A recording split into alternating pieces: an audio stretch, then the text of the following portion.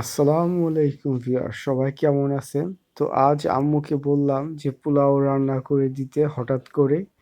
তো বাসার আবার কবুতর ছিল দুইটা বাচ্চাই, দুইটা কবুতর আজকে জব করে ভুনা করলাম আম্মাকে খাওয়ানোর জন্য। কবুতরের বাচ্চা অনেক পুষ্টি, অনেক রক্ত হয় খেলে। তো আম্মার জন্য তো আমার আম্মুর রান্না অনেক মজা হয়, অনেক জায়গায় খেয়েছি কিন্তু আম্মুর রান্না খুব টেস্ট। হ্যাঁ, তো এই যে দেখতে পাচ্ছেন কালা ভুনা করলো আম্মু, আর এটা হচ্ছে মূলার সালাদ। মূলা, টমেটো, গাজর, সরিষার তেল দিয়ে খুব সুন্দর করে বানানো, খেতে খুব মজা। চাইলে আপনারা ওইভাবে সরিষার তেল দিয়ে মূলা, গাজর, টমেটো এগুলো দিয়ে সালাদ, পেঁয়াজ দিয়ে সালাদ বানায় খাইতে পারেন। তো এখন একটু খেয়ে দেখি কেমন হয়েছে। আর এটা হচ্ছে রুই মাছ, আর এটা কবুতর ভুনা, কবুতরের বাচ্চা ভুনা। তো একটু পোলাও নেই আমরা, দেখি কেমন হয়েছে।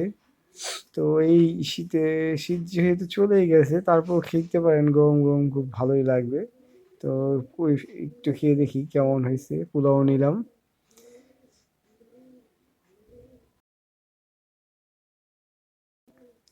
তো এখন একটু কবুতরের মাংস নেই, কবুতরের মাংসটা খেয়ে দেখি কেমন হয়েছে। তো কবুতরের মাংসটা আপনারা আলু দিয়েও রান্না করতে পারেন, আবার আলু ছাড়াও শুধু পেঁয়াজ দিয়ে ভুনা ভুনা করে খাইতে পারেন। দুইভাবে রান্না করা যায়। আর রসুনটা মাস্ট দিবেন, কবুতরের বাচ্চা রসুন দিলে খুব টেস্ট হয়। তো একটু খাই, আপনাদেরও মন চাইলে আপনারা বানিয়ে খাবেন। পোলাওয়ের সাথে কবুতরের বাচ্চা ভুনা খেতে খুব টেস্ট। তো এই দেখতে পাচ্ছেন কবুতরের বাচ্চা ভুনা, আমার আব্বুর খুব প্রিয় ছিল, তাই তার স্মরণে খাইলাম আজকে। তো সবাই ভালো থাকবেন, আসসালামু আলাইকুম।